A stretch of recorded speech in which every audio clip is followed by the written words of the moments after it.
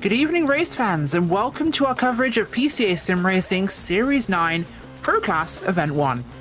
Live here on Podium Esports, I'm Rachel Whiteford, and with me in the booth tonight is Michael Johnson, Cameron O'Brien is on social media, along with Ryan Bauer producing, who is using cameras provided by Dougie Beard. Series 9 is expected to bring the closest, most competitive series yet. In the history of PCA Sim Racing, Series 9 represents some of the most far-reaching changes our competitors have seen. 700 plus driver statuses and on-track performance were reviewed, and a new set of competition rules were developed. Responding to the request of our racers, a new license penalty points system has been introduced. Each driver is provided with a penalty license with 0 points at the beginning of the series, and these licenses can hold up to 8 license penalty points for the Pro, Club, and Sport classes. Meanwhile, in the Challenge class, they'll have up to 10. If a driver acquires these points, they have to sit out the following race.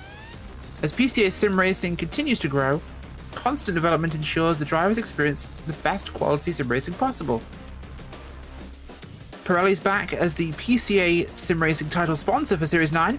Pirelli was founded in Milan in 1872 and today stands as a global brand known for its cutting-edge technology, high-end production, excellence, and passion for innovation that draws heavily on its Italian roots. Pirelli is among the world's major producers of tyres and is an OEM supplier to Porsche. Find out more about Pirelli at www.pirelli.com. Also on board this season, Six Sigma Sim Racing was founded in 2021 by automotive engineers as a new sim racing equipment provider. After 1 year, Six Sigma now has divisions in the USA, Japan, Australia, and Europe, providing best value sim racing cockpits and peripherals. And as a PCA member or sim racing driver, Six Sigma offers 10% off from the website selections with the coupon, and the coupon code is PCA Sim. It is PCA Sim. For more information about Six Sigma Sim Racing, please visit the website Six Sigma Sim Racing, it's a bit of a mouthful.com. And before we do actually move on to the track facts with Michael, you will get a chance to see tonight PCA Pro racer Liam Rositkus, who will be on our featured camera tonight, using a Six Sigma Sim Racing rig. And with slightly less tongue twisters, Michael, the track facts. Yeah, so it's going to be an interesting race tonight. This is one of my favorite tracks because it is where I cut my teeth. I was racing here way back in the 80s. It's a 12-turn course. The only thing that changed since I raced there back then was that little thing around 10A, 10B. It's about 2.5 miles-ish. It's on the northeast side, just a short stretch up Interstate 85 from Atlanta.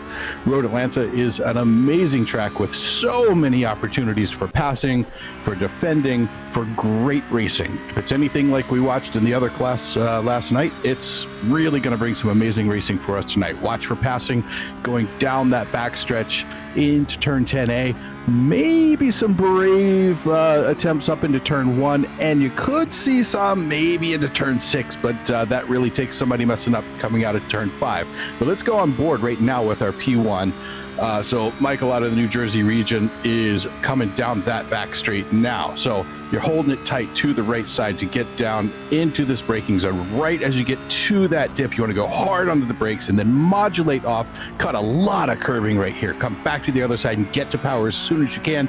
Get out on that exit curbing and just hammer it. Come down this hill. You want to just tick that inside curbing, let the car bounce a little bit, come all the way out, and you cross the start finish to start a new lap. Coming up to turn 1, right as the road hits that left side, you're going to just come off there a little bit, maybe a dab of brakes to come up into turn 1, back around for turn 2 that is completely blind, as is turn 3. You got to jump that curbing, then you're going to ride it through turn 4 here. Now turn 5 is about 8 different turns. This is 5, and this is 5, and this is 5, but then back around here, this is the hardest part of turn 5, called the S's. You've got to get out of there and be careful of that dirt right there on the end. It will mess up your day. Now as soon as the car compresses right here, you go into brakes, get tied up onto that curbing again, but you don't want to hit that curb. Run it all the way to the outside, touch that outside curbing. Now back to throttle for that long run back down out of turn 7. This is turn, or non-turn if you will, 8, and then coming up is turn or non-turn, because you're not really turning 9. But what that does allow is opportunity for movement, because most rule books will tell you you get 1 move per corner. So with 2 corners on that backstretch, you actually get extra moves that you get to try. So there's a lot of opportunity to defend and a lot of opportunity to attack all through there. So great lap by Michael Polaczek there. Just wonderfully executed. Looking forward to seeing a lot from him tonight. We certainly are. Of course, 1 minute remaining on qualifying here tonight, and we have a massive grid. 48 drivers, I apologize, in tonight's pro field. We have Jacob Schum there on board. The VR sim rig featured for him. You can see him there working that camera. Big advantage, I think, Michael, compared to the fixed monitor drivers. That ability to look around, that glancing, not just that, but the field of view advantage, I think. Well, there's a field of view advantage depending on what you have. Some people do have like multiple monitors where they have 3 big widescreen monitors, and you can get pretty far around. But if you consider the point of turning your head, just the simple act of turning your head 15, 20 degrees to the right or left, now you open up a whole broad range. And certain headsets allow really, really wide ones. Like I have one that is a super wide view. I get about 170 degrees. I can see my right mirror and my left mirror. So being able to have that extra little bit of vision just by a small turn of the head makes a huge difference in your feeling of presence and being able to monitor the cars around you. Certainly does. We will actually touch on this a little bit later during the race, but we are going to our grid, and it is Michael Polaczek taking the pole tonight in tonight's race, with Michael Koholik in 2nd. 3rd, Shane McNeely with Raphael Amorim in 4th. Chris Pires is in 5th with Derek M. Cyphers 6th. Alejandro Toshio in the 7th spot with Jacob Schum in the 8th. Trey Drawhorn in 9th. Liam Mazikis in 10th. Ed Eisen in 11th place with Dave Schwartz 12th, Paddy Patterson 13th, Leif Peterson in 14th, Chris Braun 15th place, John Malia in 16th, Christopher Stiles 17th, Robert Rattray 18th, Garrett Taylor 19th, and 20th, Matthew Siddle. We'll go through the rest of those positions on your screen as Michael, we get ready to go here. Very, very short pace lap. Basically, yeah, we're starting right there. And we go straight down. Yeah, it's right there at 10A. Boy, is it a quick little jaunt around. There's no time to get the tires warm. There's no time to get you warm. And we may even see the leaders taking off just as those cars at the tail end of the field are starting to go. So it's going to be a challenge for everyone because you are racing almost immediately if you're at the back of the field. Certainly are, which will be a big one to watch out for with the tricky first sector here. Just quickly before we do start moving, touch on that first sector here on the starting lap. So the first sector on a starting lap is going to be tricky because you're going to have 2 wide, probably even a couple of incidents of 3 wide going through turn 1. Now, these guys at this level know how to do this, and they should, and I have to say should because I am kind of, I guess, at this level too, and I've certainly made a mistake or two going through there. So let's watch what happens through that turn 1, 2, 3, where things get really tight and really quick. We certainly will. Field under the control of Polaczek here as we get ready to go around the final corner. Green flag already flies. We're going, and it is 2 wide. In fact, a little bit of possible 3 wide we'll see before turn 1. If anyone's being super brave, that might be optimistic though, as we get a big shuffle down here towards turn 1. Everyone rolling through 2 wide most of the way through our top 10. Oh, big incident there in turn 1. A little bit further back here. I think that is going to be the driver of Leif Peterson who got spun around. We'll come back to that one in a moment as we come through the first sector. This hurry down here through the twisting sections before turn 5 and 6. Coming up through 5 here. Got to make sure you get the outside of that one carefully correct. You can have spin out issues there. Up towards the bottom end of the lap here. Let's have a quick look back at that starting incident with Peterson real quick, because that was quite a pivotal moment for his race. Starting in 14th, he's now right to the back. Yeah, Leif was doing okay, trying to hold his position, and just came into it a little bit hot, and it's very difficult when you're 2 wide on cold tires. There was no time to heat up those tires. So here he is back in P25, coming around, just getting his turn in going, gets the nose in there, sails in there, and that could have been possibly a little bit of netcode, but I got to give him just style points on that beautiful pirouette. If this was Olympic gymnastics, that would be a factor. Unfortunately, it's motor racing, and it doesn't get any points. But as we keep going here, looking at Koholik taking the lead from Polasek, the draft down to 9 and 10 there, or 10 11, I should say, was what did it for him. We've got another spinner off in turn 1. Not focusing, that was solo incident there for him, as the field really kind of getting some issues braking and turning into that first corner. Yeah, the first corner really is a challenge until these tires get warm. The GT3R is a beautifully engineered car in the sim and in real life. I've driven both. I love driving both, but until the tires get warm, or virtually warm as it is in the sim, the car can be a bit of a handful, and you have to really tiptoe. It's a dance. It's almost ice dancing, really, as you're getting through there until you get that heat in the tires. But once the heat gets in there, man, do these things fly. Yes, they absolutely do. Well, moving through the field here, looking at Malia there in 15th place. He's in a bit of a side-by-side battle here, along with the likes of Rattray and others. Diving into that chicane there, it's really important to get the braking position right here. You see so many incidents at that chicane section there. The guy is keeping it side by side here. That's going to be the, I think that's the 033 of Rattray and Malia. Still side by side, a little bit almost of a fender slap there as they come down towards 1. Rattray will have the lead. No, the inside goes, and he won't get the position there. He has to back out at the last second. Coming up over the crest, is a car rejoining the track. Is he going to be in a difficult position for them? This could be problematic. Hopefully nothing there, but he is going to slow Rattray down somewhat. Yeah, it gets to be challenging when somebody goes and gets their John Deere award out there. We're on board right now looking out the back of Radzitz. I can never say his name right. Radzitzis. All right, Liam. So we're looking out the back of Liam's car here. He has recovered just fine. Now he's got all the dirt off his tires, and he's headed down this back straight. And he's got a really good pull off that corner, and I think he's going to be able to hold on to this and not be in danger of being passed as he works his way down to turn 10A. Certainly, and regaining that position is important, making sure you have the flow there. Now this puts him right into the battle here with Rattray, and Malia goes up the inside there. Will hold it around the outside. Nicely done there. Another one coming through too. I think that's Styles. Yeah, I think you're right. I think that Styles working his way around there, just trying to make his way around. It was a little bit of a compromise because he didn't want to go and overtake Liam because he was not in a good position to, but that allowed the 2 cars behind him to make a more aggressive move coming through 10A and being able to position their cars a little bit better. But now we're coming through a big battle, little bit of an autocross moment, kicking those cones across the track, and doesn't always make for nice speed when you're trying to run through this sector.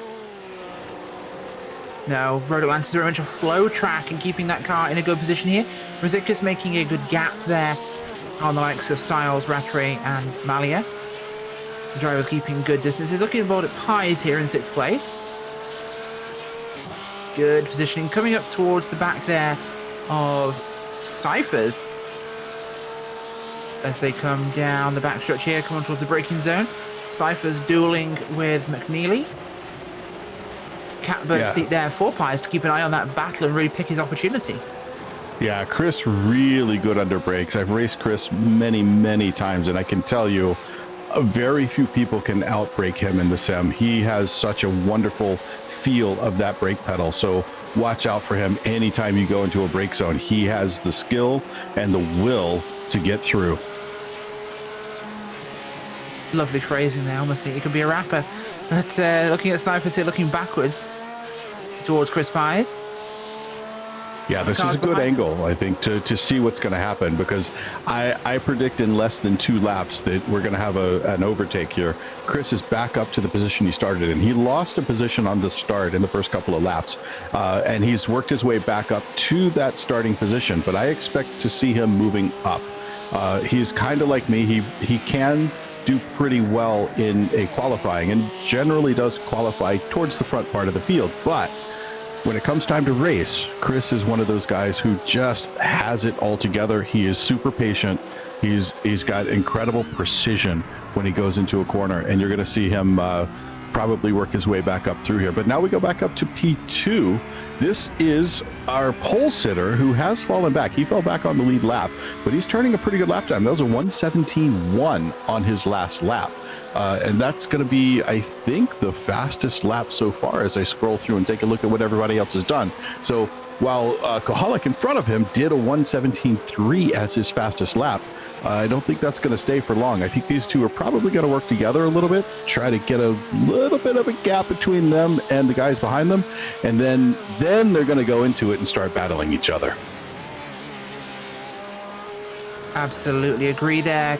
Kohalik, of course, very fast last season in Series 8, and he could keep up with Polasek on that first lap, which puts you in a massive threat on the back straight with the draft effect these cars will have, and just the opportunity, the length of this straight. So one thing I have to really balance out here, but I don't really think this is a bad idea for Polasek.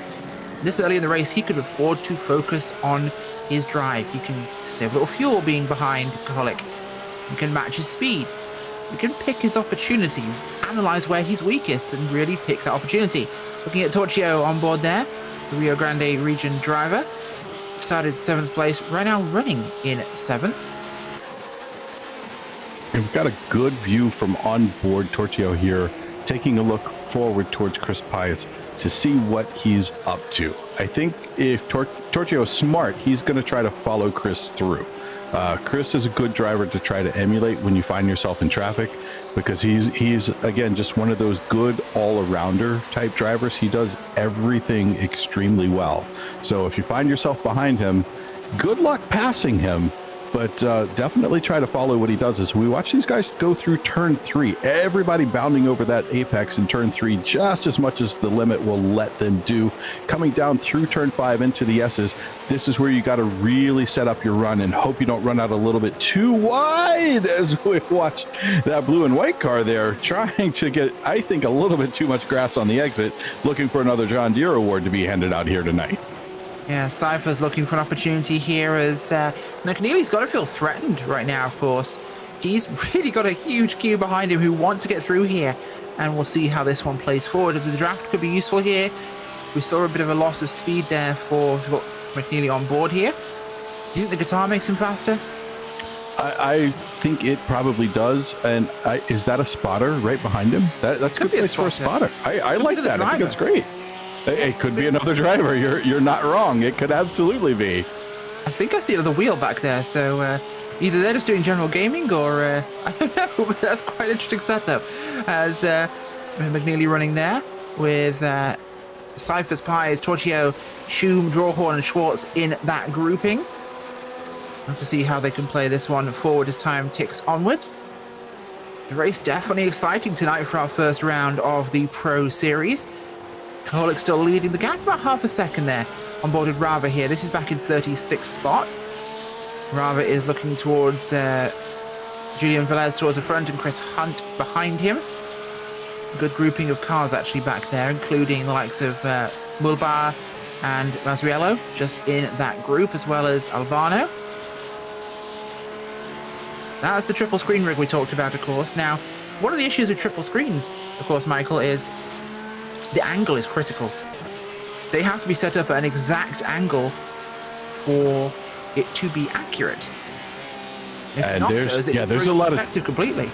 Yeah, there's some tools out there that'll help you do it, but if you don't use those tools to set it up, you get these weird kind of feeling of the way things wrap around you, and the speed doesn't feel right. But so I'd like to take a moment though. I want to go check out Raphael. He's all alone in P3. I've been here before. This is not a bad place to be, because he's got 2.5 seconds in front of him, 5 seconds behind him.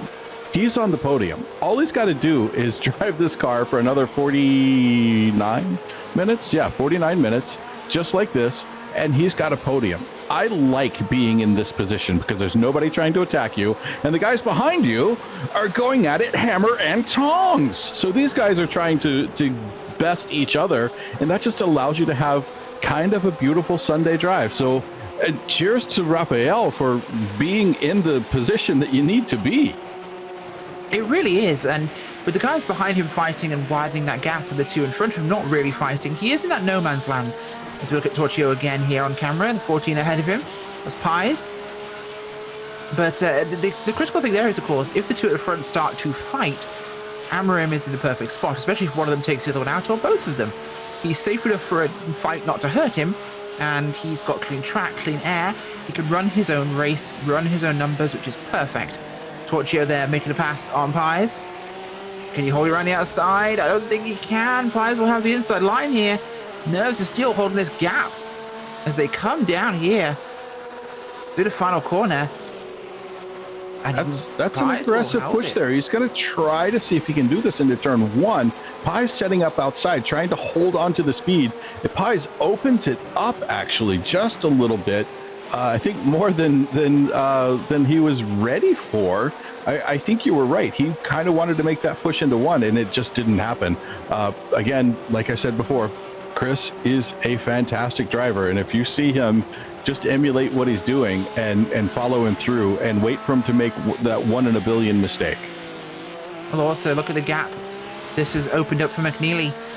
Yeah, it's opened up quite a significant gap there for McNeely. It is 2 seconds just from that fighting. This is what it will do to you fighting around a track like this in GT cars. You will not gain time. Lead change, though. We got a draft pass. We just caught it on screen, I think. But Polasek gets past Kaholik, which is a bit of a mouthful to say those two together.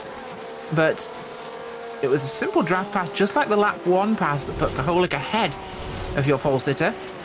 Michael Polasek is back at the front. A couple of cars coming down pit road I've seen here. We've got the replay here of the pass. Oh, that's terrifying to be in front of. And that was a bit of a slam there. So our leader, Kaholik, had contact with another car there. That was lap traffic, possibly. I'm curious if that's going to draw the ire of the I think that may draw some attention from our stewards on that one. That was our overall leader, ready to pass some to make some lap traffic, and they just weren't paying attention to what was going on behind them. A blue flag is informational, but when that faster traffic is coming through, you should be holding position and not moving around like that. So we'll see what the stewards have to say.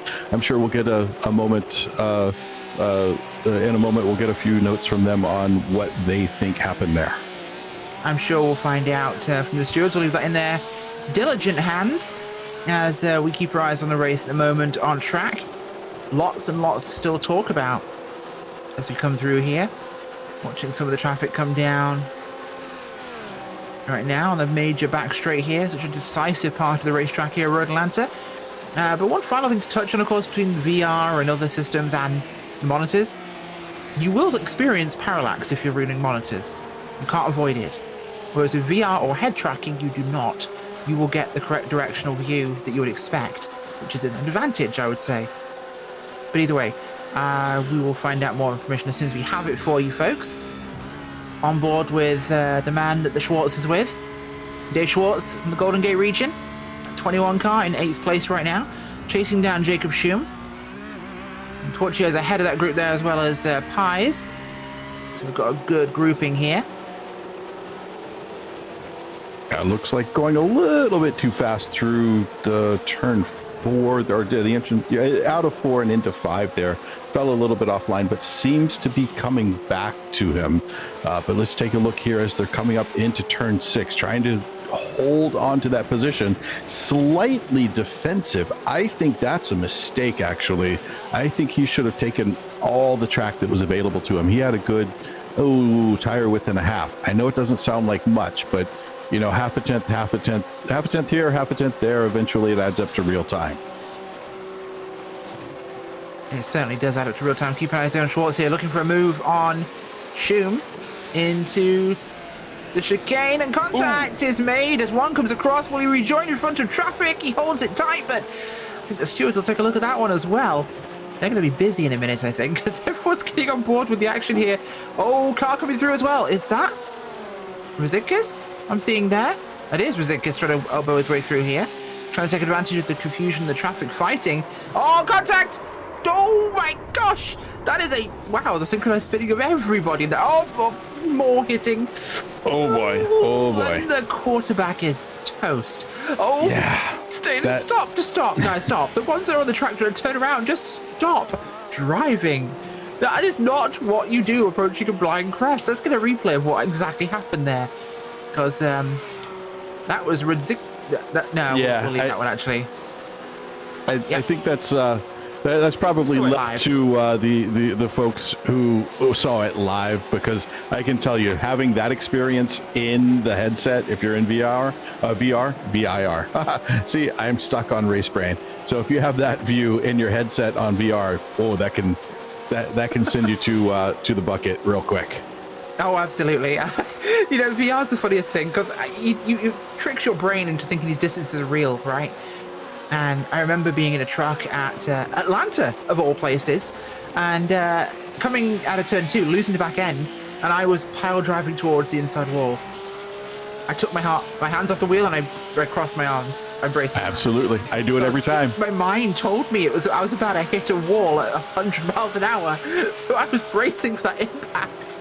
So this is something you and I, as real racers, real life racers, in the meat spaces, we sometimes call it, are used to doing. We know to let go of the wheel and cross your arms because of the G-forces. And ooh, nice pass. Is he going to repass Drawhorn, trying to come back around as we work our way up through 2 into 3? He's going to have to tuck in behind. Woo, nicely done. Good pass from the 34 there. But Trey Drawhorn probably going to fight back real quick here. I expect to see a draft down that back straight.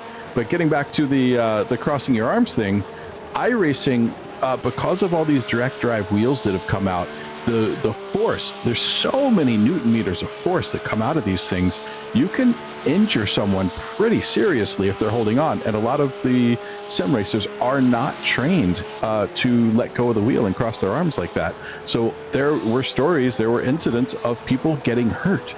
So iRacing fix that in the software. So if you find yourself smashing into a wall at 180 miles an hour, it will not jerk your wheel back and forth so much to, well, hopefully not to cause you so much pain and injury. Oh yeah, you can break hands even on the sim rig. That's the funny part there. And just for clarity's sake, I'm not a real world racer. I did offensive and defensive driving courses, which is what taught me that trick. But yeah, you don't want to be holding onto a wheel of any motor vehicle when it hits something. It's a mess. Oh yeah. And the pedals too. The pedals will break your feet. Oh yeah. My girlfriend can attest to that one. She had a pretty bad injury on a foot. But let's get on board here with Christopher Stiles in P18. This is the 34 car we were just watching a moment ago. He's trying to pull away from Trey Drawhorn. He's out of the Upper Canada region. Started P17, currently in 18, trying to get back up here. Look at how he's moving up to here, though. He has got a good run, making his way up into this field. Right now, he is got not quite enough, but as we watch him in through turn 6, coming up to 7, does he use all the track? Yes, he does, and look how much he's closed up there. Now, this is where you want to be to make this pass. This is a good opportunity for him to be able to hold on, stick right up under the wing of that car. Now it's time to go defensive if you're the front car in this case, because he is so close. By the time they get down into the braking zone of 10A, this could be a pass as he pulls out, goes side by side into the braking zone, gets all the way around him.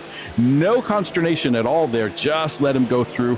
Thought better of it to let it go. 40 minutes left in this race. Lots of time left to continue racing. Absolutely is. Keep an eye here on Torchio. Look at the onboard there. We can see all the cars positioning on the racetrack right now. And it is very, very busy here at Road Atlanta. 32 minutes to go here on our race tonight. Is that 32 minutes or 32 laps? 39 minutes. 39 minutes. Okay, I'm misreading there. 56 car there. As we come through here, keep right here on Torchio and Co, because they're still racing pretty hard here. McNeely and Pies towards the rear. Pies drop back. Amram's gap is a little bit wider from those guys now. He has dropped back from your leaders. It's got a 3-second gap there. And McNeely is, of course, 7 behind him, so still really in a good spot. I may need to eat some words here because, oh no, and that's Torchio sending around the number 312. 312 is going to be Shea McNeely, who was leading this pack for a while. Torchio is able to come out in front of that. Chris Pies following through. Now, I got to eat some words because Torchio just went around Chris, not easily. I can at least hold on to that part of my assertions, but just was able to get through there and pull away just a bit from Chris Pies. Now, Chris may have been trying to bide his time, watch what was happening, and saw exactly what was happening right there, which was that tiny little incident, as sent somebody spinning around and got himself back into that position. Definitely can. Definitely can. No, we're getting the racing heating up a little bit here on racetrack for us, as these guys really start to get a little bit spicier than we thought. Arthur Chan, look at him right now. I think this is what we're actually looking at on the screen. That's the 50 and the 258 Braun, Chan. Yeah, there they are. We've got Patterson, I think, ahead of them in the 29 machine. This trio getting really racy at the moment. We'll see if there can be any moves made here on the run down to the chicane.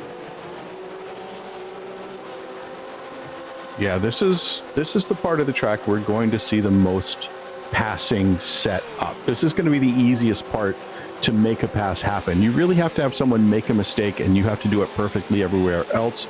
Here, you just have to do it perfectly, even if they do.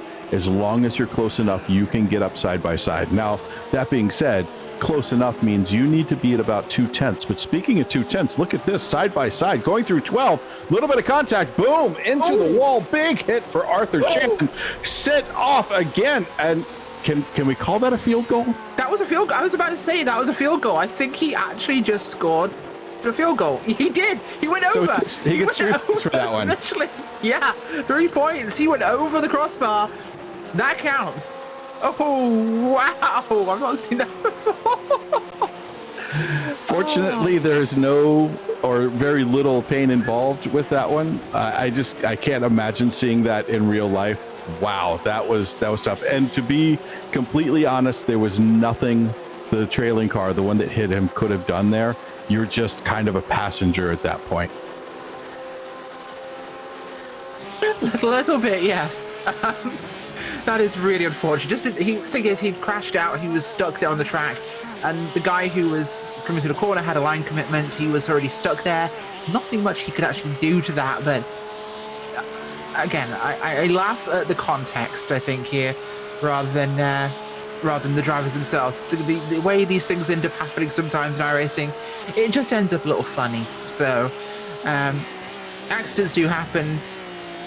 What results from them is sometimes hilarious, as I'm sure you'll all agree. Thankfully, it's a simulator, so we can laugh at it, rather than it being a terrifying experience and hoping the guy's okay.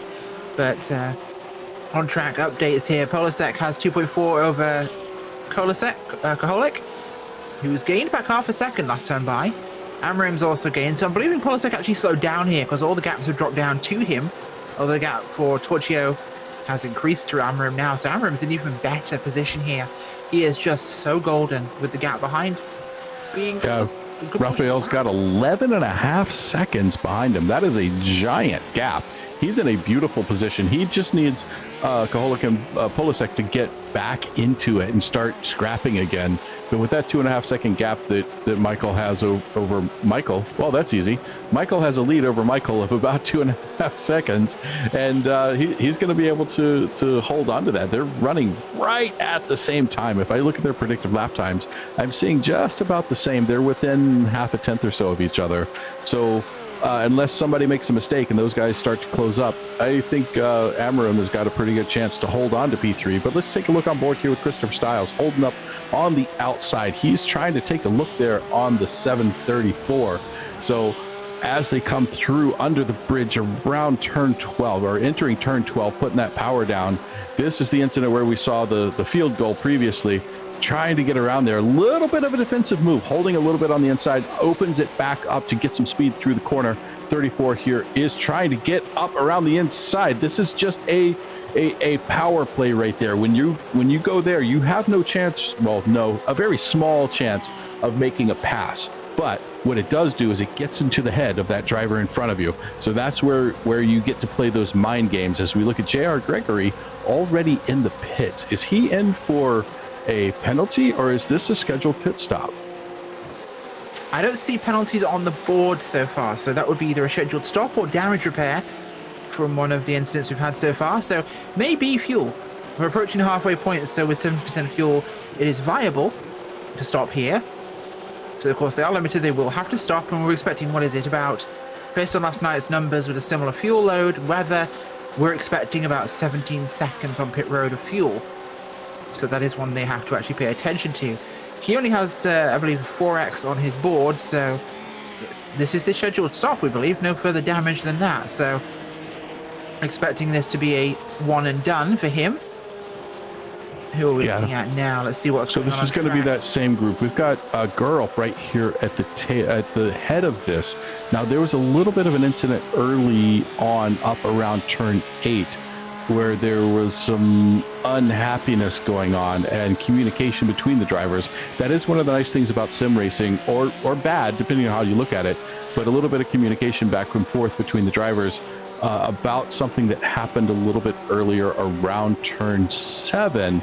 And I think Gurup may be giving this position back, but he doesn't want to lose too much time from what he's been able to do. So let's take a look as we watch these guys drive on. Yeah, we'll keep our eyes on how that one unfolds for us at the moment, as our numbers haven't changed significantly right now. Schwartz there in 6th place. Pies in 5th ahead of him. But that's going to be Pies right ahead of Schwartz. Coming under the Michelin banner again. Thankfully, neither of those cars counts the field goal. They went under it. But we're seeing a real resurgence here of Schwartz from last season. He was quick, but he's holding on to Pies here and looking like he might catch up there, which is interesting.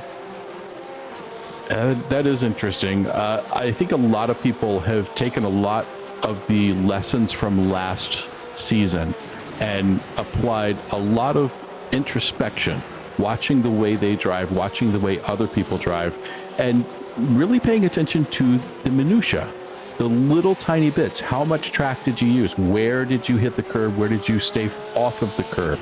Was it on purpose? Was it a good lap? Was it an accidentally good lap? So they've been paying a lot of attention, and I think the level of driving has gone up for the entire field. So everyone has gotten better, including the drivers who have been promoted into the pro class. Absolutely agree there. As we're seeing actual look by Schwartz there as they went into the chicane. The cars ahead of them. That's going to be actually behind them there. Mulbauer. And I believe Rava there as well in that grouping. He is just ahead with Blake Lear behind. Coming up towards the bottom end of the track. Looking for an opportunity here. Is that Mulbauer looking to go around the outside? He does. 48 goes round. Secures the spot. Simply done. Ooh, and getting pretty tight up in here. Wow, that is getting tight. We've got Mulbauer trying to put the power down, opening up a nice little gap. Could have been a little bit of overdriving in the middle of that corner and had to pull away. But now, what is he doing? That's a little odd. Most of the time, you don't want to go weaving across the track unless you've got some type of buildup of rocks or something on your tires. There's really no need to do that. But as we go side by side into 10A, around 10B, a little bit of an over-under here. This is a good attempt. This is Christian Rava trying to make this move, and looks like it's gonna stick. Nope, not quite. Ends up falling back, but at least lives to fight yet another day. Let's watch for that to happen again in a couple of laps time. Yeah, I'm board with Masriello here in 28th place. Just behind this grouping, in fact. A little bit further back, in fact. Robert Lacroix in front of him with Rava there as well. Masriello, the tail, well, not tail car, sorry, that would be Trey Jawhorn. So the factor.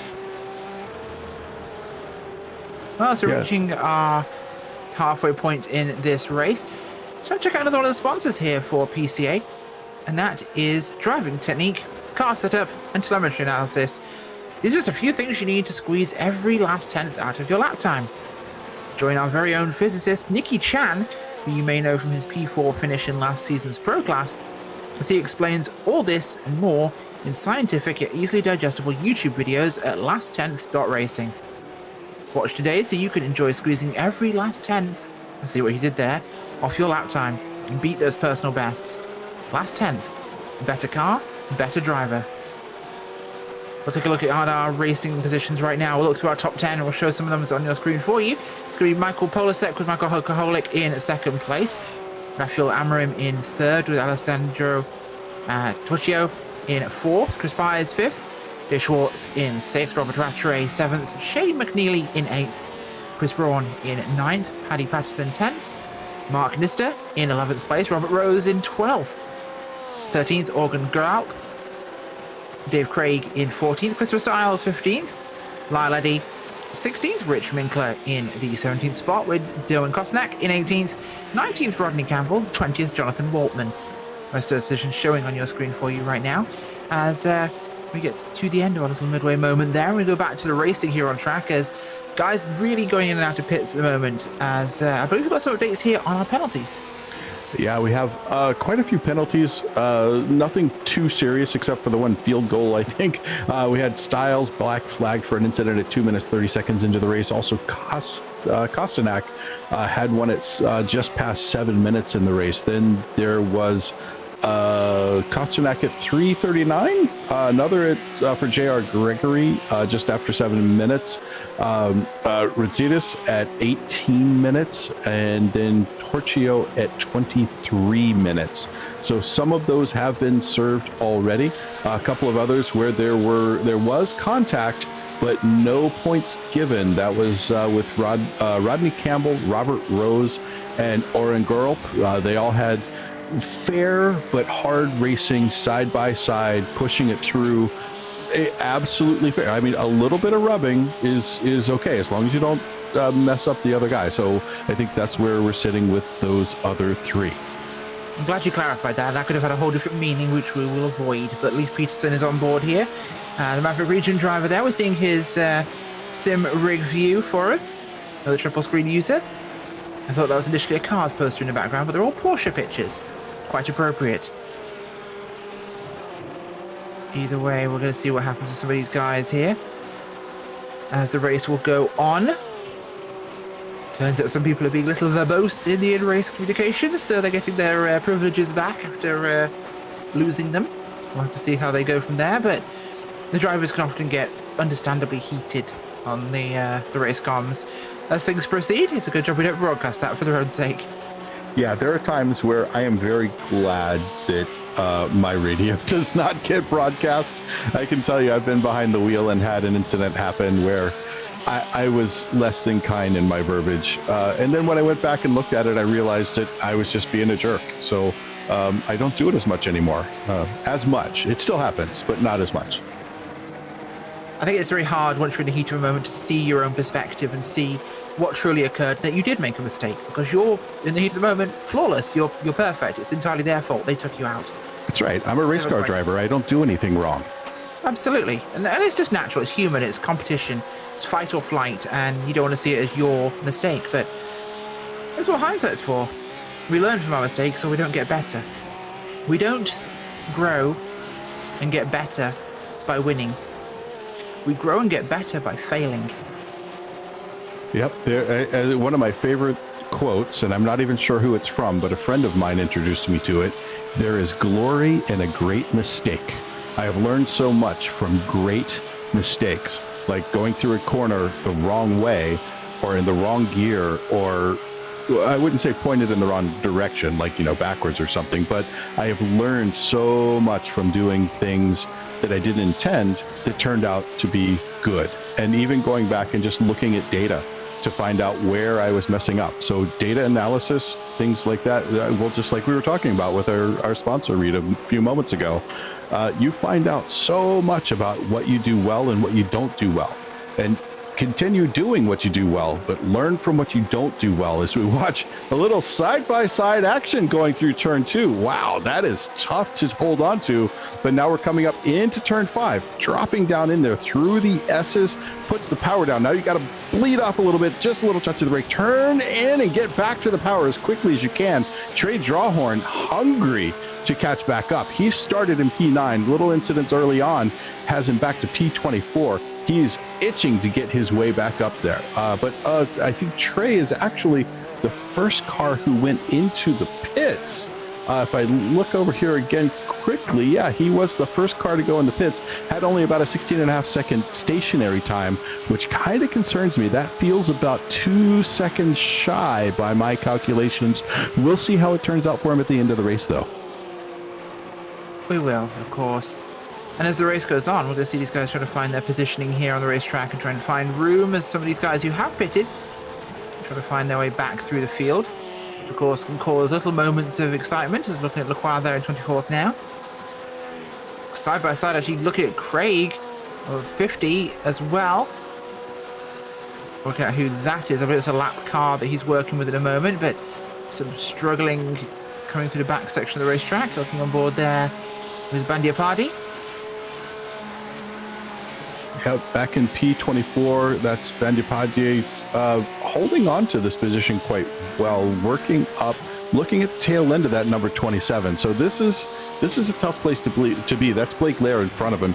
Now, Blake has been running some pretty steady lap times. Fastest lap was an 18 flat. Last one was still in the 18s, but that was with a little bit of traffic, a little bit of side-by-side. Bandiapadi trying to close it up here. Look at him going into turn 6 there, using the whole track. We have a great opportunity, possibly for a double pass, depending on how they come out of here. They could have used a little bit more of that exit, though. I think they should be using just a touch more of that exit curbing, but Bandiapadi has a very good run here. Look how close he is. This could get them side by side. I don't think it's quite enough to make a pass, but I have been wrong before and am perfectly willing to be wrong here again. A little bit of a defensive move from Blake Lair, trying to hold on to it. Bandiapadi thinks twice about trying to make that pass, but I think we're going to see that happen. Probably, I give it 3, maybe 4 laps before Bandiapadi is able to get around. Yeah, I can believe that will be the case. Looking at Nista here in 10th place. Looking up towards, I believe that's going to be Paddy Patterson ahead of him in 9th place. Nista up from 27th on the grid. I don't think he's stopped yet, so that's going to be a crude position rather than a net one. At the moment, it's just up ahead of them. Braun, I think, was up there involved in something. No, there's some lap cars ahead of them. He's coming to pit road, as is McNeely. Also on pit road. Schwartz also on pit road. Rattray going through. Amarim's in pit road too. He's about to head out. He's right at the end of that window of filling up his fuel. Should be pulling out of here just momentarily. And yep, pulls away and side by side. Ooh, can we get down to that? Amarim is able to pull ahead coming out. We need to get a quick shot of that. If we can, coming up there. That was a little bit dicey coming out of the pit there. Fortunately, it's a wide pit at the beginning of the exit, but it does narrow down for you pretty tight. We're going to take a look at the replay here. As we get the release comes off, you see the cars coming down the pit lane here. He's released, boom, takes off. Starts to run down there, and if we can just look here side by side through that pit, gives him the space, though. That absolutely gives him the space. I think recognized that he was coming up on a very fast driver, somebody who's been up front. That's probably the closest Amarim has been to anybody all day, though. I think so. I mean, that's also a lap down car. That was Rava. So I'd have probably backed out and given him the actual exit there, being a lead lap top 3 driver. I'd have probably given it to him, seeing as I'm a bit further back and a lap down, but these things will happen. Got a couple of drivers on pit road at the moment, including, I believe, Polasek there. Ooh, Kaholik going heavy on fuel. Kaholik took an extra second or so of fuel. He was at 19.3 seconds stationary. Amarim was only at 18.2. That is a bit long to go on fuel, I think. Maybe calculated, maybe he was using more fuel because he was leading out front for a while, but it could also be damage. Yeah, you're right. It could absolutely be damage. Remember, the big contact, of course, where a lap car slapped him a little bit. In fact, I believe he took his fast repair there, so that's going to be counting extra time on that before he could fuel, so that would actually be a factor, I think, in that one. So he's going to get himself a spare car out and continue his race. Can't give an unfair advantage in terms of getting that out, so there's a little bit of delay for it. Got a Rat Ray here, the Gold Coast region driver. Started 18th today, running is 6th at the moment. Rat Ray, I believe, has definitely accrued some here from pit cycle, but we'll see where this one flows out for us. The race in 40-ish minutes we've had. 19 remaining in the race. About 2/3 of the way through here, and just warming up, I'd say here, Michael. We're definitely seeing a real evolution of this strategy and where it will turn out for us as the field cycles through the last few drivers coming down pit road. And we're even seeing a bit of the effect of lapped traffic. It seems odd that we're looking at pros, pro level racing here in PCA sim racing, and these guys are actually lapping. Now, I mentioned it in a previous broadcast, just because they're lapping here doesn't mean that those same people are going to get lapped at other tracks. Some of it is damage. Some of it is the track doesn't speak to you. You don't sing the song of this track. I always like to think of tracks having a song or a rhythm or just a symphony of music, and you feel it. Now, we watched the 42 trying to make a very nice pass there, going late on the brakes, getting around, speaking of lap traffic as he moves on through there. But the track has to speak to you. The song of the track has to be something that you like. So if you're wondering what this track sings, this is probably more like Love Shack, I think. Good Georgia band there. I think this is Love Shack because I love this track. And oh boy, that is not the Love Shack. That was the whole Shack shimmy right there. That was Devil Goes Down to Georgia, I think, at that point. Oh yeah. But a few of those tonight. Yeah, no, it's the track can speak to you, but let's not forget the effect of traffic too. If you're in a pack that is racing, you're going to lose time. No matter how fast you are, you can't help it. Rat race side by side there. But I believe that is 21 of Schwartz. But if you're in traffic fight, you're going to lose time. So no matter how fast you are, you'll drop back. So individual, lap times is one thing here, but it's just going to be a certain way, and it will keep going. I think no matter how long they're on track, we're going to see that evolution and separation evolve as racing happens. But keeping our eyes here on what's been going on with those guys. Schwartz trying to chase Rattray back down. Kaholik 4 seconds back from Polasek, and Amram is 11 back, but Pius, his next competitor, is 13 seconds adrift. Wow, yeah, we're looking at Kaholik. Got almost like 3.5, 3.6 right now, but that's varying. It's going back and forth a little bit depending on who's faster in which part of the track. Then a nice big, once again, Raphael. Let's just get some love for Raphael. He is driving a beautiful race. He's sitting there in the right spot. Look, plenty of space around him. Again, the closest he's going to get to anybody right now because he's got 8 seconds in front of him, 12 seconds behind him. He doesn't need to do anything except not hit anything. And he's going to come home on the podium. So no commentator's curse here. He's doing an amazing job just driving his drive. Don't say the commentator's curse, because it just invites the commentator's curse. No, I think it negates having the commentator's curse. It's like if I wash my car, it'll rain, right? I've been trying that because here in Texas, we've had no rain for a long time here in Texas, and we really need it. I've washed my car like 4 times, and it hasn't worked. That's not going to help. It's probably a water shortage. That's just irresponsible. No, the commentator's curse works differently.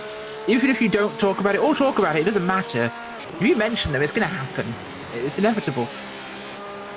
So then we should mention every driver equally. we should mention everybody equally, but I think we've had a good stick at that one today so far. A couple of drivers we haven't gotten to yet, but depending on where they're running, that can vary. Well, let's just say Mazzariello. Here we are on Nister. We haven't covered Nister yet. We had Nelson. We had Simon. Simon, I don't think had a good race, so we'll forget about that one. That one's all already done. But here on board with Nister. Nister's doing great. Now that means he's going to crash now because I said he's doing great. Probably, yes. That's likely going to happen. But, we apologize in advance for the impending crash.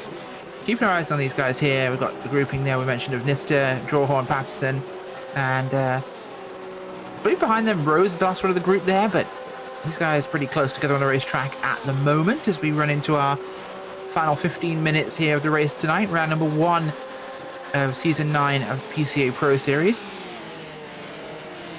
Always important, of course, and don't forget, join our very own physicist and pro class driver Nikki Chan as he explains all this and more in scientific yet easily digestible YouTube videos at last10th.racing. Last 10th, better car, better driver. And you know what? I did the entirely wrong sponsor read there. Yeah, welcome to race 1 of a season. That's okay. Nikki appreciates it. Oh yeah, Nikki appreciates it. Of course, Nikki, you can pay me later. But Six Sigma Sim Racing was founded in 2021. In fact, let's have a look at Liam Mazekis' rig if we've got him there. He's driving one of their rigs, founded in 2021 by automotive engineers as a new sim racing equipment provider. After 1 year, Six Sigma now has divisions in the USA, Japan, Australia, and Europe, and providing the best value sim racing cockpits and peripherals. And as a PCA member or sim racing driver, Six Sigma offers 10% off from the website selections, and the coupon code is PCA Sim. More information about Six Sigma Sim Racing, please visit the website sixsigmaracing.com. So taking a look there at yeah, there you go. Rositas sitting in his nice sim rig there. Now we were talking about different monitor setups, different ways to look at it. He's got that single monitor there. That's got to be challenging. Now, when I was running single monitor, I set up a button on my wheel so I could have a glance left, glance right, and I would just push the little joystick. But it didn't really help when you were going side by side 3 wide into a corner. Now, we're not seeing that since the beginning of the race, but you know, I think it still works if you're used to it, if you're comfortable with it. So yeah, it's still a good setup. I've done it. I've raced it. I've had good success with it. But let's go back here. We're now back to P6, or up to P6, I should say, with Dave Schwartz. The Schwartz is with him. He is trying to close down on Rattray. He's got a very tight gap. It's about 3.5 tenths right now. That's not quite enough, especially when Rattray also has a draft off the car in front of him. That's going to be Chris Pies in front of him. I think, no, actually, that is a lapped car in front of him. So they're still fighting for position. Now, I want to clarify something. Just because there's a lapped car doesn't mean they just have to roll over and give it to you. They have a race going on too. They just need to be very predictable and not block you. But we see there, pulls out of the way, allows this race to come through because doesn't necessarily have a race going on himself that he's going to be able to do anything about. We've got about 12 minutes left in this race, so good move there by that back marker. It absolutely is, of course, and doing the honourable thing, doesn't it? Again, if you're in a race, they should respect that no matter what lap they're on. If I'm a faster car and I'm on the lap ahead and I see 2 guys absolutely duking it out, I'm going to wait for an opportunity to pass them carefully rather than force my way through, because they're in their own battles, their own positions. It's not just my race on that track, and they're less likely to let me through if they're doing that as well. But it goes both ways, and it has to be a balancing act, of course, of time and opportunity, and that will happen. But looking at these groupings, still moving through, a lot of traffic on track. Polisic's gap is 2.9 to Kaholik. Kaholik really hasn't been able to pull that one back since the start of this. Amrim, the only real 2 movers in the top 5. We've had Amrim and Pies both go up 1 from where they started to 3rd and 4th, from 4th and 5th. And 3rd, unfortunately, McNeely is down to 7th place. Schwartz up 6th from 12th. And Rattray up from 18th place, one of our biggest climbers there in the top 5. So a big jump for him.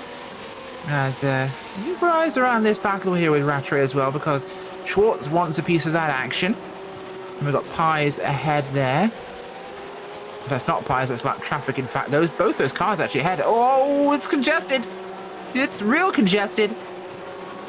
We talked about lap traffic being an issue, and there it was. Yeah, it looks like Schwartz is through. And then we've got Arthur Chan right behind him. He's going to let Rattray come through. Rattray pushing a little bit tight down to the line there. Maybe a little not aware of his surroundings, but here we come around turn 8 using all that curbing. That's what I was talking about before when we were watching that other group run. You want to use all that curbing out there. You're gaining so much. You're not losing much traction on your launch down this long straightaway, but you're gaining so much speed at the beginning of it. So the tiny bit of traction you lose by being on that curbing is really negligible compared to the speed you gain from your exit speed out of that corner. As often people will think entry speed is important to get through a corner, it's not. It's exit speed entirely. So no matter how much you have to slow down to maximize your exit, it's the fastest way around. It's always about the exit and the next straight. The exit and the next straight. Every corner. That is the absolute peak of everything. As I love that track map. That is phenomenal to really give you a good idea of just how congested this track here is at Road Atlanta. It's not the widest racetrack, and there's very little actual runoff that's drivable beyond the grass and sand here, which makes things a little tricky. So it provides a unique drive for these guys. Yeah, this is such a fun track. There is so much you can do here. There are police agencies all over the Southeast who come here to do training. There are race teams who come to do car testing. There are driving schools that show up here, PCA to mention just one of the major ones that shows up. So this is a really well-used, well-respected track because of all the things it offers. There are sweepers, there are tight corners, there you got S's, you've got uphill, downhill, you've got so much stuff going on. Just about every scenario that you need to find yourself in to be a good or even excellent driver, this track offers it to you. So if you've never been to a track and you have an opportunity to choose only one track anywhere in the world, this is at the top of my list. This is easily in my top 3, top 5 tracks to go to learn how to drive. Well, Spa. I always go for Spa number 1. I just love it there. But Spa-Francorchamps is a really close track to this as far as what it offers. So yeah, in the United States, I would say this is probably one of the best tracks you can go to. A ringing endorsement there, of course, as we head into our final 7 minutes here. We've got a good battle for 10th place at the moment. That's going to be the drivers of Mark Nister, Robert Rose, and Jacob Schum there. Yeah, that's Nister going into P10 right there. That move we saw going up through turn 1, nicely executed on both sides, passer and passee. Nobody trying to push too much, nobody trying to defend too hard. They realize they still have about 7 minutes left in this race, so they don't want to take anybody out, especially at this point. There is no time for repairs. It's just, and you don't want to take anybody out anyway. It's just not good. I think it's not good as an understatement of the century there, but I'm good at those. Anybody at any point in time, we're on board with Derek M. Cyphers there, down in 19th place there, right behind Jonathan Waltman, who we see him make a pass here on the 7 car, running down towards the chicane. Could be an opportunity. He's got the speed here. Will he catch up in time? Will he sling it up the inside? I think I'd take a look at this stage of the race if I was him, as he does under braking. Big run there. And carries the speed through well there, actually, rather than slowing down mid-corner from the big dive, Michael. He actually really flowed through that. That was very well done. That's a difficult pass to make, but considering we just had the Petit Le Mans here, the real life Petit Le Mans, I'm sure, knowing this race was coming up, there were some keen eyes watching every possible move through that race. Talk about a full race, though. The Petit Le Mans was just as full, if not more full, than of a track as we have here. There were tons of cars on that racetrack. Yeah, it definitely seemed to be quite an interesting one there. That's coming through. Still on board here. Watching that big run up there with Robert Rose, 12th place here. Up towards Paddy Patterson. And Mark Nister just ahead there in that grouping. No one's close enough to make a move here, but you can see the surprisingly large amount of elevation change there on that straight. Up and down before the big dive here into the chicane. So nerd alert. To the ground. Yeah, nerd alert. I wonder if Robert Rose is a web developer. Can you figure out why I'm wondering that? Let's take a look back at his car and have a look again. Clever. I caught what you caught. Clever ones out there will figure this one out. His car number is 443. And that's going to be one of the secure ports that you use for certain internet protocols. So I don't know, could be, and just a guess. So yeah, nerd alert, that was me, and possibly Robert as well. That is fair enough. Okay. This is one way to spot it, but there we go. 18th place there, Sacramento Valley Region driver Derek M. Cyphers. Trying to find his way down here. We got past Waltman there, we saw last time by. Big, bold move. Now he's looking at Lyle Eddy and Dave Craig in his final moments. Under 5 minutes to go. Can he gain some more ground here? Look towards the top 15 position. Yeah, Cyphers closing it in there. That was a nice little run. Now, Cypher started way up the field. Incidents early on have him back here in P18, but this is a good opportunity to make the run down there. So let's see what happens here as we work our way down. A little bit of weaving back and forth. Now, remember, we were talking earlier on when we did kind of the run through of the track. There are technically two turns down that straight. So you get one move per turn. So you're not really weaving if you make one move per turn. So I think he's got that. Very much so. We'll still keep our focus here as this is one of the big battles we have right now. Nothing for the lead, of course. But this is one to keep a real focus on here. We've got a good battle as well for Patterson, Rose and Shum. They're within a second, I believe, at the moment. But we'll just keep our eyes here towards Cyphers. Oh, one off the track there ahead of them. That's yeah, not the right way to be pointing the car. I think he needs to get back out of the grass there. They have a grounds crew here. No need to do that for the race cars or with the race cars. But coming through turn 5, out the exit there, very difficult place to make things happen. But look at this. We're trying for an over-under. Wow. That is quite an aggressive move there as we take a look at the number 4. That's going to be Kohalik, trying to catch up and get back around this gap. Remember this gap before was pretty good. Is that the 45 he's up on? Or it might be. It might be. Is that? Let me take a look. No, that's the 40. That's going to be Joe Stiefel and Michael Kohalik, who's in P2.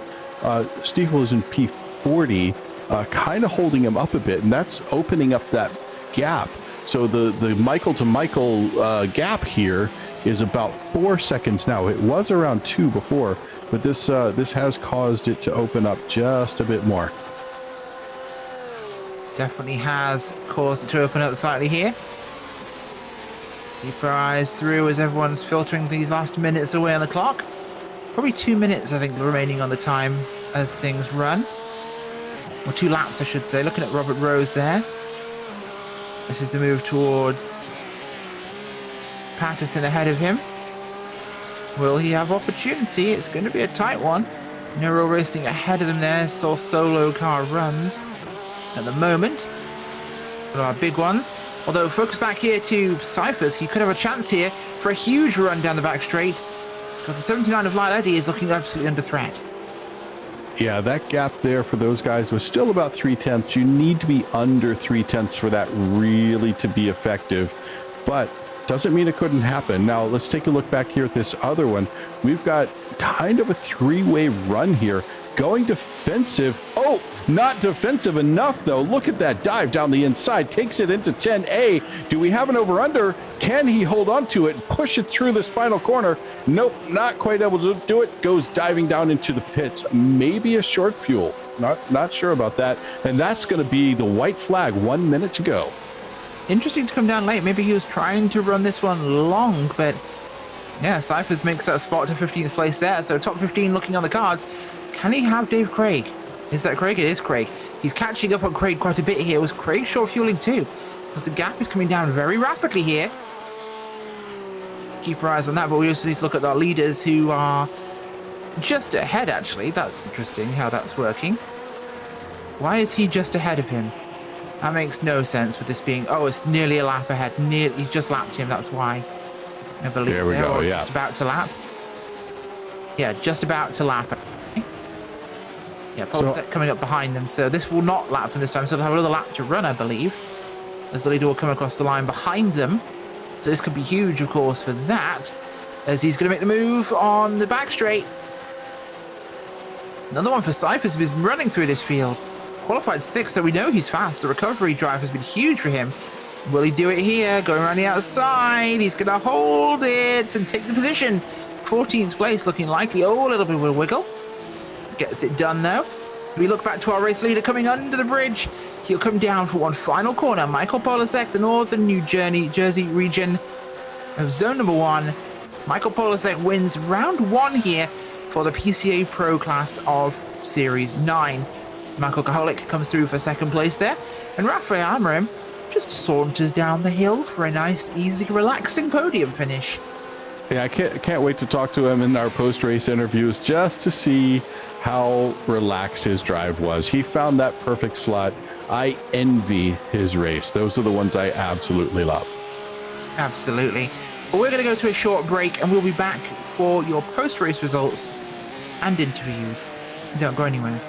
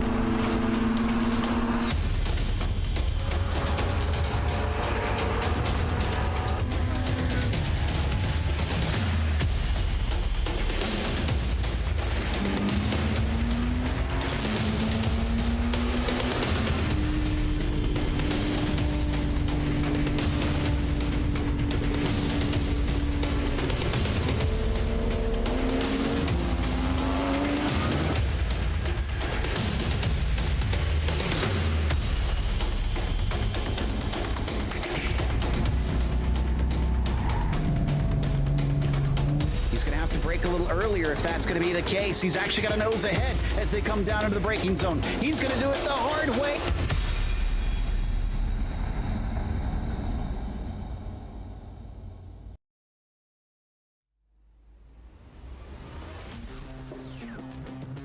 Welcome back to round number 1 of the PCA Pro Class of Series 9. And we have our top 10 results here. Michael Polasek with the win tonight.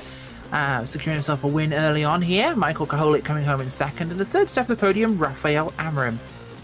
Fourth place, Chris Pyers with Dave Schwartz in fifth. Shea McNeely in sixth place with Robert Rattray in seventh. Trey Drawhorn in eighth. Chris Braun in ninth. And Paddy Patterson in 10th. The rest of those results on your screen. As we're hopefully going to have a chance to chat to some of our drivers in a moment. Before we do, though, we have Michael Polasek coming right up to join us now. Michael, do we got a copy? Yep, I hear. Well, a fantastic way to start the season. A win here at Road Atlanta. How does it feel? It feels pretty good. I mean, it's not really the way I wanted to win it. Really, it's a huge shame that Michael Kaholich got wrecked out by that lapped car and he had damage he was carrying throughout the entire first stint. Without that, I think we would have put on a really, really good show because post pit stops and after Kaholich took his fast repair, we were pretty much dead even, and the gap was really only widening and shrinking through the lap traffic, and that was really kind of the main factor that was probably going to decide how the race went. It seemed to be that way. You two are very even. Do you think that's going to be something that will last all season? Well, probably, but we'll see what happens. Kaholich is really, really fast, so I think we're going to put on a lot of really good racing over the course of the season. I'll be excited to see what will happen with that. Anybody you'd like to give a shout out to or thank? Absolutely. So first of all, I'd like to thank Full Send Racing for all the help and support, and more specifically Tom Katsadonis from Full Send Racing. He and I went out to Road Atlanta and he taught me a few things on what he needed to do to improve, and that really helped my pace. And I think without him, I probably wouldn't have had the pace to actually go out and win this thing. I'd also like to thank my family and friends who are watching this broadcast. They give me a lot of support, and I'd like to thank you guys on the PCA for putting on the series. Well, thank you very much. Michael Polasek taking the win in round number 1. Thank you for joining us. Thank you very much. Up, we're going to have a chance to chat to Michael Kaholik, and he is standing by with Michael.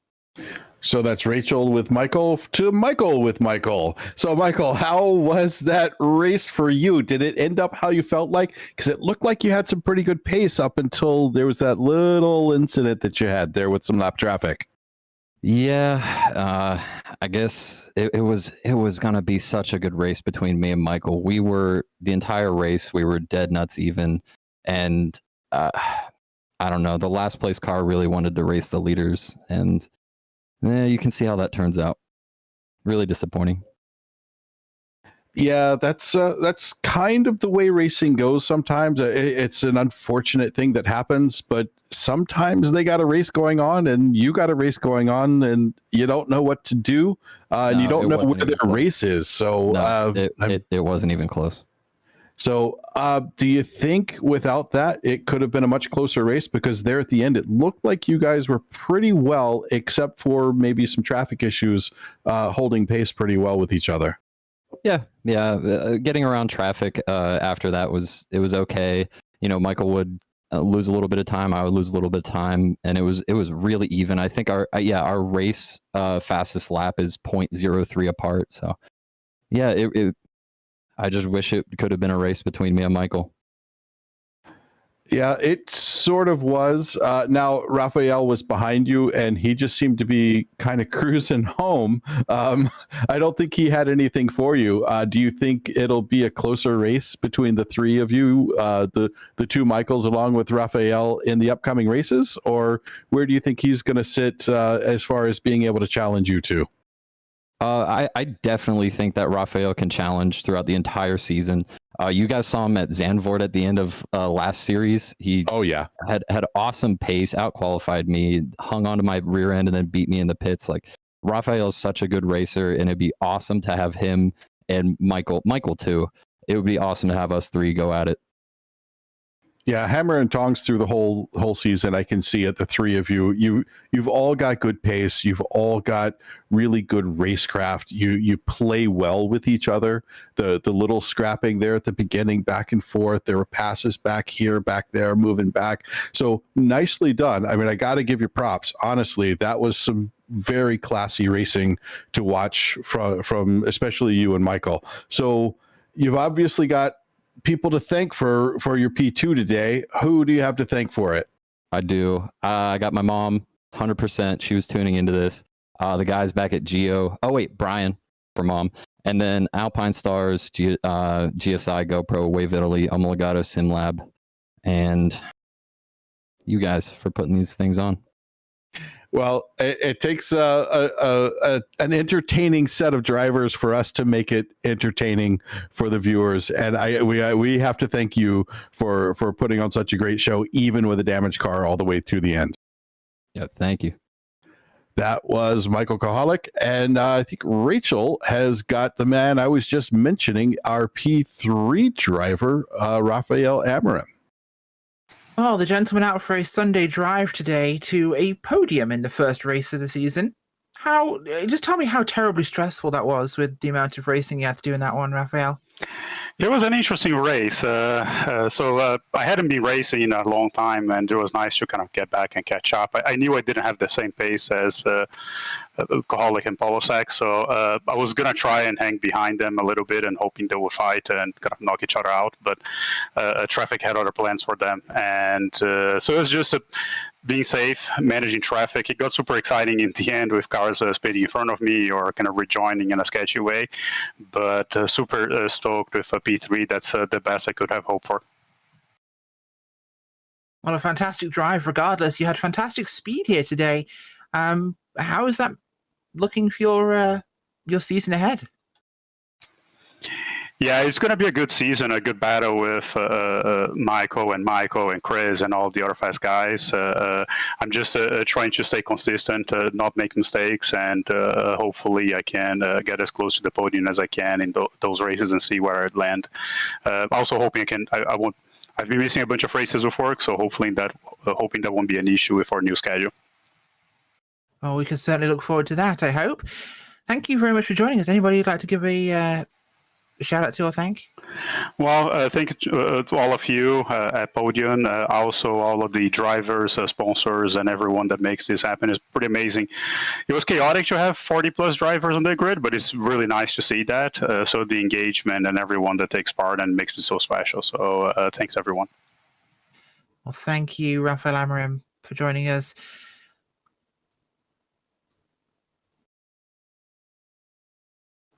Well, folks, a fantastic race tonight to start the season here for PCA Pro. Now, we will see you back here at Road Atlanta for the sport class at 9:25 on the 12th for, well, that is Wednesday, I should say, live here on Podium Esports. We'd like to thank PCA Sim Racing title sponsors for Series 9, Pirelli, and Six Sigma Sim Racing, as well as a huge thank you to Last 10th Dot Racing, Better Car, Better Driver. A big thank you to the steering committee at PCA Sim Racing, and a huge thanks to our team tonight, Michael, Ryan, Cameron, and Dougie. None of this is possible without those behind the scenes at Podium Esports, Ryan Bauer, Gary Sexton, and John Theodore. Thank you so much for watching tonight's broadcast of PCA Sim Racing. I'm Rachel Wyford, and I'll see you on the track.